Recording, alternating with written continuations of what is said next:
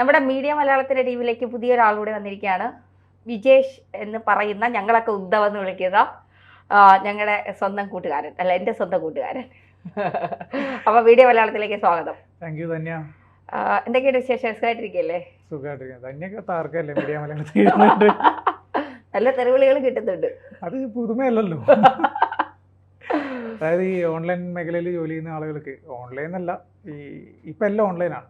ദൃശ്യമാധ്യമമാണെങ്കിലും ഈ യൂട്യൂബും ഫേസ്ബുക്കും ഒക്കെ ഇത്രയും പോപ്പുലർ ആയതിനു ശേഷം അത് എല്ലാം ഓൺലൈനാണ് എന്ന് പറയുന്നതാണ് എനിക്കൊരു താല്പര്യം. കാരണം ഇപ്പോൾ നമ്മൾ രാവിലത്തെ TV ഷോകളാണെങ്കിൽ പോലും യൂട്യൂബിലെ കമൻസ് വായിച്ചിട്ടാണ് പലരും സംസാരിക്കുന്നത്. അപ്പോൾ അതും ഒരു ഓൺലൈൻ മാധ്യമമായിട്ട് തന്നെ നമുക്ക് കൂട്ടുന്നതാണ് നല്ലത്.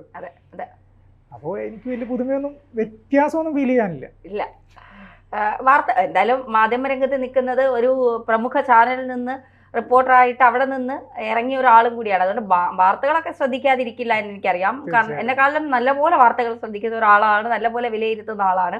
നമ്മുടെ നവീൻ ബാബുവിന്റെ മരണവുമായി ബന്ധപ്പെട്ട വാർത്തകളൊക്കെ ഉദ്ധവ് ശ്രദ്ധിച്ചു കാണുമല്ലോ.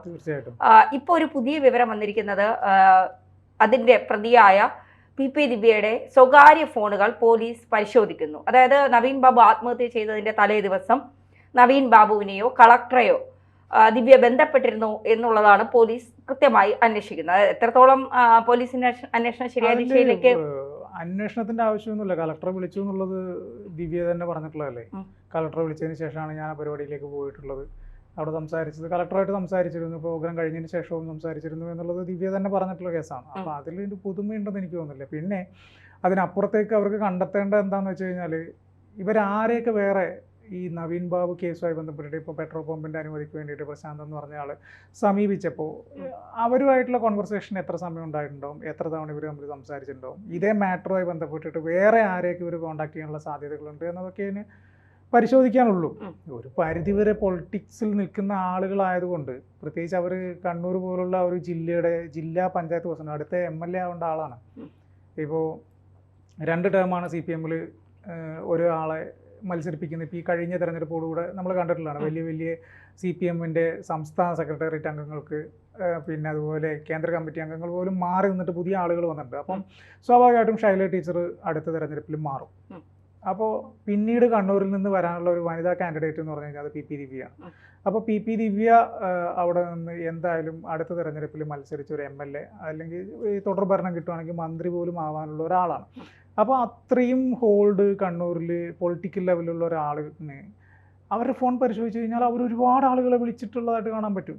അതിൽ എത്രത്തോളം പോലീസിന് ഈ ഒരു ഇൻസിഡൻ്റായിട്ട് കണക്ട് ചെയ്യാൻ പറ്റുമെന്ന് എനിക്ക് തോന്നുന്നില്ല. നിങ്ങൾക്ക് ധന്യയുടെ അഭിപ്രായം എന്താ?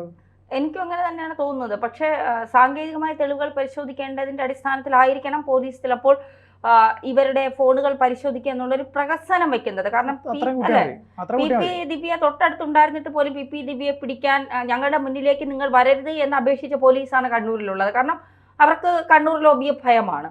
അപ്പോൾ തീർച്ചയായിട്ടും PP ദിവ്യയെ സംബന്ധിച്ചിടത്തോളം ഇതൊക്കെ വെറും ഒരു നാടകം, പ്രഹസനം. ഈ PP ദിവ്യ ഈ അച്ചടക്ക നടപടിയിൽ നിന്നൊക്കെ ഇപ്പോൾ കളക്ടറുമായിട്ടുള്ള ബന്ധങ്ങൾ അതൊക്കെ ചർച്ച ചെയ്യപ്പെടുന്നുണ്ട്. അതൊക്കെ അവരുടെ വ്യക്തിപരമായ കാര്യങ്ങളാണെങ്കിൽ പോലും മറ്റെന്തെങ്കിലും തരത്തിലേക്കുള്ള ബന്ധങ്ങളുണ്ടോ എന്നൊക്കെയുള്ള കാര്യങ്ങൾ ഇപ്പോൾ ഫോൺ പരിശോധിക്കുമ്പോൾ കളക്ടറുമായി വേറെ ഏതെങ്കിലും തരത്തിലുള്ള ബന്ധങ്ങൾ ദിവ്യ സൂക്ഷിച്ചിരുന്നു എന്നൊക്കെയുള്ള കാര്യങ്ങൾ കുറച്ചുകൂടി പോലീസ് അന്വേഷിക്കുന്നുണ്ട്. അതൊക്കെ ഒരു ഭാഗത്ത് നിൽക്കുമ്പോഴും ഈ P ശശി പോലുള്ളവർ നേരത്തെ പല ആരോപണങ്ങളിലും ഉൾപ്പെട്ടിട്ടും വളരെ ശക്തമായി പാർട്ടിയിലേക്ക് തിരിച്ചു വന്നതുപോലെ ദിവ്യയും തിരിച്ചു വരാൻ സാധ്യതയുണ്ടോ? തീർച്ചയായിട്ടും. ദിവ്യ ഞാൻ പറഞ്ഞില്ലേ, കണ്ണൂരിൽ നിന്നുള്ള ഇപ്പോൾ PK Shrimati teacher, KK Shailaja, പിന്നെ അവിടെയുള്ള കുറച്ച് നേതാക്കന്മാർ കഴിഞ്ഞു കഴിഞ്ഞാൽ PP ദിവ്യ SFI മുതൽ വളർന്നു വന്നൊരു നേതാവാണ്. ഒരു നൂലിൽ കെട്ടിയിറക്കിയിട്ട് കണ്ണൂർ ജില്ലാ പഞ്ചായത്ത് പ്രസിഡന്റ് ആക്കിയതല്ല. കറക്റ്റ് പൊളിറ്റിക്കൽ ലൈനിൽ താഴേക്കടയിൽ നിന്ന് വളർന്നു വന്ന ഒരു നേതാവാണ് PP ദിവ്യ.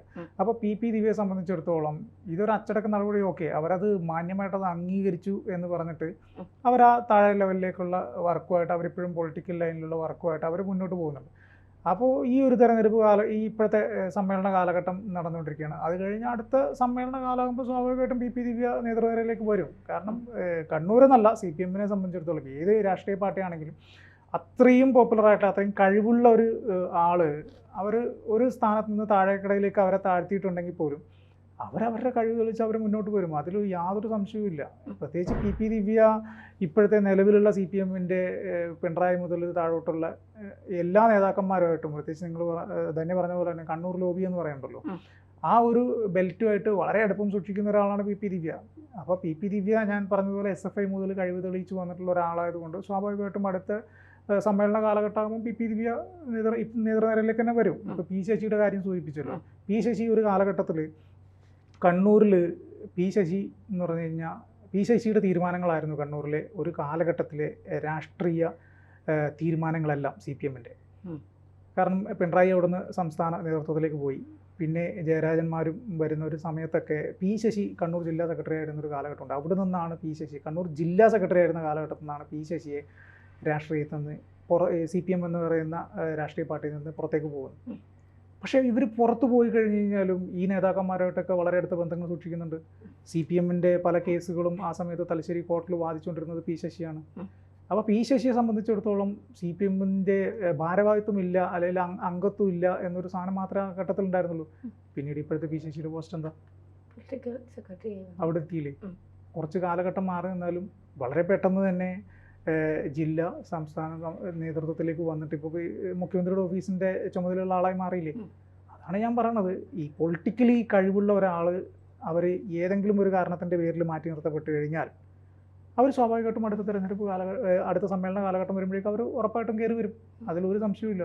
പി ദിവ്യയുടെ കാര്യത്തിൽ തന്നെ സംഭവിക്കുള്ളൂ. പി ദിവ്യ ഇപ്പോഴും പറയണ നവീൻ ബാബുവിൻ്റെ മരണവുമായി ബന്ധപ്പെട്ട് എന്താണ് അതിൻ്റെ പിന്നെ സംഭവിച്ചതെന്ന് ആ കുടുംബം പറയുന്നത് പോലെ അന്വേഷണം നടക്കണം, എനിക്കും അതറിയാൻ ആഗ്രഹമുണ്ടെന്ന് തന്നെയാണ് പി ദിവ്യയും പറയണത്. ഇനി ബാക്കിയുള്ള കാര്യങ്ങൾ ഇതിനകത്ത് എന്ത് സംഭവിച്ചു എന്നുള്ള കാര്യങ്ങൾ തെളിയിക്കേണ്ടത് പോലീസാണ്. ഈ അരുൺ കെ വിജയന്റെ റോളിനെ കുറിച്ച് എന്താ ഇത്രയും ദിവസത്തെ വാർത്തകളൊക്കെ കണ്ടപ്പോൾ ഉദ്ധവിന് തോന്നുന്നത്? ഞാൻ പറയുന്നത് വെച്ച് കഴിഞ്ഞാൽ ഇതിൽ എന്തൊക്കെയോ നിഗൂഢതകളുണ്ട്. ഇതാരാണ് ഇതിനകത്ത് ബന്ധപ്പെട്ടെന്നറിയില്ല. ഇപ്പം ഞാൻ ഈ നവീൻ ബാബുവിൻ്റെ ഫോൺ പരിശോധിക്കണം. അത് സ്വാഭാവികമായിട്ടും പോലീസ് പരിശോധിച്ചിട്ടുണ്ടാവാൻ വഴിയുണ്ട്. ഇതിനോടൊക്കെ അത് പരിശോധിച്ചിട്ടുണ്ടാവും. അതിനകത്ത് എന്തുകൊണ്ടാണ് നവീൻ ബാബു അന്ന് ഈ റെയിൽവേ സ്റ്റേഷനിലേക്ക് പോകുന്ന വഴിക്ക് മുനീശ്വരം കോവിൽ എന്ന് പറയുന്ന സ്ഥലത്ത് ഇറങ്ങുന്നതും? സാധാരണ ഒരു ട്രാൻസ്ഫറായി പോകുമ്പോൾ പുതിയൊരാൾ വരുമ്പോൾ അയാൾക്ക് ചാർജ് കൈമാറിയിട്ടാണ് സാധാരണ പോകാറ്. ഇനി അതല്ല സ്പെഷ്യൽ കേസുകളാണെങ്കിൽ ഇമ്മീഡിയറ്റ് ആയിട്ട് ട്രാൻസ്ഫർ വാങ്ങിച്ചു പോകുന്നവർക്ക് അങ്ങനെ ചാർജ് കൈമാറ്റം കൊടുക്കണമെന്നില്ല. ഇദ്ദേഹത്തിൻ്റെ കേസിൽ നമ്മൾ പത്രത്തിലൊക്കെ കണ്ട അനുസരിച്ചാണെങ്കിൽ കുറച്ച് ഡിലേ വന്നിട്ടുണ്ട് ട്രാൻസ്ഫറായിട്ട് പോകാൻ എന്ന് പറഞ്ഞിട്ടുണ്ട്. അപ്പോൾ ഇദ്ദേഹം റെയിൽവേ സ്റ്റേഷനിലേക്ക് പോകുന്നു. രാവിലെ വീട്ടിൽ നിന്ന് സൂട്ട്കേസും കാര്യങ്ങളൊക്കെ എടുത്ത് വരുന്ന ഒരാൾ റെയിൽവേ സ്റ്റേഷനിലേക്ക് പോകുന്ന വഴി വഴിയിലിറങ്ങുന്ന സമയത്ത് ഈ കാസർഗോഡ് നിന്ന് ഒരാൾ വരാനുണ്ട്, അദ്ദേഹത്തിൻ്റെ കൂടെ പോകാനുള്ളതാണെന്ന് പറഞ്ഞു. 8 മണി കഴിഞ്ഞിട്ട് വീട്ടിലേക്ക് മെസ്സേജ് അയക്കുന്നു, ട്രെയിനിൽ കയറി രാവിലെ കൂട്ടാൻ വരണം എന്ന് പറയുന്നു. ഇവിടെ നിന്ന് തിരിച്ച് അദ്ദേഹം ഒരു ഓട്ടോറിക്ഷയിൽ അദ്ദേഹത്തിൻ്റെ അവിടത്തേക്ക് വന്നു. അപ്പോൾ ഈ ഒരു പി ദിവ്യയുടെ ഒരൊറ്റ വാക്കിൻ്റെ പുറത്ത് മാത്രമായിരിക്കുമോ നവീൻ ബാബുവിൻ്റെ തീരുമാനം മാറിയത് എന്നുള്ള കുറേ കാര്യങ്ങൾ അവരുടെ കുടുംബം ഉൾപ്പെടെ അങ്ങനെ ഒരു കാര്യം പറയുന്നുണ്ട് അതിനകത്ത്. അതായത് എന്താണ് സംഭവിച്ചതെന്നുള്ള സത്യാവസ്ഥ പുറത്തു വരണം. പി ദിവ്യയുടെ വാക്ക് അത് അസമയത്തുള്ളൊരു പ്രസ്താവനയായിപ്പോയി. കാരണം ഒരാൾ അത്രയും പോസ്റ്റിലിരിക്കുന്ന ഒരാൾ അവിടെ നിന്ന് സ്ഥലം മാറിപ്പോകുന്നു, വളരെ സന്തോഷത്തോടെ നിൽക്കുന്ന ഒരു സിറ്റുവേഷനിൽ വന്നിട്ട് പി ദിവ്യ വിളിക്കാതെ വന്ന ആൾ വന്നിട്ട് ഇങ്ങനെ പറയുമ്പോൾ ഉണ്ടാകുന്നൊരു മാനസിക സംഘർഷം കൂടെ അതിനകത്തുണ്ടാവും. പക്ഷേ പിന്നീട് എന്തുകൊണ്ട് ആ ഒരു മാനസിക സംഘർഷത്തിൻ്റെ പേരിൽ മാത്രമായിരിക്കുമോ നവീൻ ബാബു ഇങ്ങനെ ഒരു തീരുമാനം എടുത്തത്? പിന്നെ എന്തിനാണ് അദ്ദേഹം ട്രെയിനിൽ കയറി രാവിലെ എന്നെ കൂട്ടാൻ വരണം എന്ന് മക്കൾക്ക് മെസ്സേജ് അയക്കുന്നു? വെളുപ്പിന് 4:30 മണിക്ക് അദ്ദേഹത്തിൻ്റെ കൂടെ ജോലി ചെയ്ത ഒരാൾക്ക് ആ ഭാര്യയുടെയും മകളുടെയും ഫോൺ നമ്പർ മാത്രം അയച്ചു കൊടുക്കുന്നു. അതിനുശേഷം ഇദ്ദേഹം ആത്മഹത്യ ചെയ്യുന്നു. 4:30ക്കും 5:30ക്കും ഇടയിലാണ് ഇദ്ദേഹത്തിന് ആത്മഹത്യ എന്ന് പറയുന്നത്. അപ്പോൾ ഇതിൻ്റെ പിന്നിൽ എന്തൊക്കെയോ കാര്യങ്ങളുണ്ട്. നമ്മൾ ഈ വെറും ഇപ്പോൾ ഈ ഒരു വാർത്ത എന്ന് പറയുന്നത് ധന്യക്കും അറിയാം, നമ്മളൊക്കെ ഫീൽഡിൽ വർക്ക് ചെയ്ത ആളുകൾ എന്ന് പറയാം, ഒരു വാർത്തയുടെ ആയുസ് എന്ന് പറഞ്ഞാൽ അടുത്ത വാർത്ത വരെ ഉള്ളൂ. അതെ, തീർച്ചയായിട്ടും. നവീൻ ബാബുവിൻ്റെ കേസ് ഇത്രയും അല്ലെങ്കിൽ പോലും വേറൊരു വാർത്ത വന്നു കഴിഞ്ഞാൽ നവീൻ ബാബുവിൻ്റെ കേസ് ഒന്നും അല്ലാതായി. ഇതിനു മുമ്പ് ഇതിലും വലിയ വാർത്തകൾ വന്നപ്പോഴും നമ്മൾ കണ്ടിട്ടുള്ളതാണ്. അപ്പോൾ അതുകൊണ്ട് നവീൻ ബാബുവിൻ്റെ കുടുംബത്തിന് നീതി കിട്ടണം. ഇതിലെന്ത് സംഭവിച്ചു എന്നുള്ളത് അറിയണം. ഇപ്പോൾ പി ദിവ്യയുടെ ഫോൺ കോൾ പരിശോധിക്കുകയാണെങ്കിൽ അവരുടെ മുഴുവൻ ഡീറ്റെയിൽസും എടുക്കണം. അതുപോലെ തന്നെ നവീൻ ബാബുവിൻ്റെ ഫോൺ കോൾസും എടുക്കണം. അതേപോലെ തന്നെ കളക്ടർ ഫോണും പരിശോധിക്കണം. അതല്ലേ അതിനകത്ത് ചെയ്യേണ്ടത്? തീർച്ചയായിട്ടും. ഇനി വരും ദിവസങ്ങളിൽ ഈ കേസിൽ എന്തെങ്കിലും പുരോഗതി ഉണ്ടാകുമോ, നവീൻ ബാബുവിന് നീതി കിട്ടുമോ എന്നൊക്കെ നമുക്ക് കണ്ടു തന്നെ അറിയാം. തീർച്ചയായിട്ടും നവീൻ ബാബുവിന് നീതി കിട്ടണം. അതുപോലുള്ള ഇതേപോലുള്ള സംഭവങ്ങൾ ഇനി വരാതിരിക്കും. വേറൊരു പ്രധാനപ്പെട്ട ഒരു പോയിന്റ് ഞാൻ പറയാമെന്ന് വെച്ചാൽ, നമ്മൾ ഈ സർക്കാർ ഉദ്യോഗസ്ഥന്മാർ, നമ്മൾ പോലീസ് ഉദ്യോഗസ്ഥന്മാരുടെ ആത്മഹത്യകൾ ഒരുപാട് കണ്ടിട്ടുണ്ട്. പ്രഷറാണ് അവർക്കുള്ളത്. ഈ നവീൻ ബാബുവിൻ്റെ കേസിലും അങ്ങനെ ഒരു അതായത് ചെറിയൊരു കേസ് വന്നാൽ ഇവർക്ക് താങ്ങാൻ പറ്റാത്ത അത്രയും പ്രഷറുള്ള ആളുകളാണോ ഈ സ്ഥാനത്തിൽ വലിയ സ്ഥാനത്തിരിക്കുന്ന ഉദ്യോഗസ്ഥന്മാർ എന്നുള്ളത് സർക്കാർ തലത്തിൽ പരിശോധന നടത്തേണ്ടതാണ്. ഇവരുടെയൊക്കെ മേളിൽ ഇത്രയും പ്രഷർ സർക്കാർ കൊടുക്കുന്നുണ്ടോ എന്നുള്ളത്. കാരണം പോലീസ് ഉദ്യോഗസ്ഥന്മാർ ഒരുപാട് പേര് ആത്മഹത്യ ചെയ്യുന്നു. മുതിർന്ന ഉദ്യോഗസ്ഥന്മാരുടെ ജോലി പ്രഷർ കൊണ്ടാണ് എന്ന് പറയുന്നത്. ഇപ്പോൾ ഈ നവീൻ ബാബുവിനെ ഞാൻ പലപ്പോഴും ചിന്തിച്ചിട്ടുള്ള ഒരു കാര്യമാണ്, ഞാൻ പല വീഡിയോകളിലും പറഞ്ഞിട്ടുള്ള ഒരു കാര്യമാണ്, ഈ ഇത്രയും പോസ്റ്റിലിരിക്കുന്ന ആളുകൾ, കാരണം അവർ ഒരുപാട് കാര്യങ്ങൾ കൈകാര്യം ചെയ്യുന്ന ആളുകളല്ലേ, അവരൊരു ചെറിയൊരു കാരണത്തിൻ്റെ പേരിൽ ആത്മഹത്യ ചെയ്യുക എന്ന് പറഞ്ഞു കഴിഞ്ഞാൽ അത്രയും മെൻ്റൽ സ്റ്റെബിലിറ്റി ഇല്ലാത്ത ആളുകളാണോ ഇവരെന്നുള്ള ഒരു സംശയം ഞാൻ പലപ്പോഴും പറയുന്നുണ്ട്. അത് സർക്കാർ കൃത്യമായിട്ട് ഇവർക്ക് എന്തെങ്കിലും ഒരു ക്ലാസ്സോ കാര്യങ്ങളോ ഒക്കെ കൊടുത്തിട്ട് ഇപ്പോഴുള്ള ഉദ്യോഗസ്ഥന്മാർക്കാണെങ്കിലും അവർക്ക് പ്രഷർ മാറ്റാനുള്ള എന്തെങ്കിലും സംവിധാനങ്ങൾ ചെയ്യണം. അല്ലെങ്കിൽ ഇവരെന്ത് ചെയ്യണമെന്ന് വെച്ച് കഴിഞ്ഞാൽ കുറേ ആളുകളെ ജോലിയിലേക്ക് എടുക്കണം. കാരണം ജോലിഭാരം കൂടുന്നത് അവർക്ക് ഒരുപാട് പ്രശ്നങ്ങളുണ്ട്. കാരണം ഈ 8 മണിക്കൂർ ജോലി എന്ന് പറഞ്ഞിട്ട് ഏതെങ്കിലും സർക്കാർ ഉദ്യോഗസ്ഥന് 8 മണിക്കൂർ കൊണ്ട് ഇറങ്ങാൻ പറ്റാറുണ്ടോ? ഇല്ല. അപ്പോൾ ജോലിഭാരം കൂടുന്നതനുസരിച്ച് അവർക്കത് വലിയ പ്രഷറായി മാറും. എല്ലാം തീർത്തേക്കാന്ന് പറഞ്ഞിട്ട് ഇതേപോലെ ആത്മഹത്യയിലേക്ക് പോകും ചെയ്യും. തീർച്ചയായിട്ടും ഇനി വരും ദിവസങ്ങളിൽ നമുക്കത് പ്രതീക്ഷിക്കാം. എന്തെങ്കിലുമൊക്കെ മാറ്റം ഇത്തരത്തിൽ സർക്കാർ തലങ്ങളിൽ ഉണ്ടാകുമോ, സർക്കാർ ഉദ്യോഗസ്ഥർക്കിടയിൽ ഉണ്ടാകുമോ എന്നൊക്കെയുള്ളത്. തീർച്ചയായിട്ടും അങ്ങനെ ഒരു സാധനം വരണം എന്നൊരു ആഗ്രഹമാണ് ഞാൻ പറയുന്നത്. അതെ, നടക്കട്ടെ അല്ലേ? അതെ.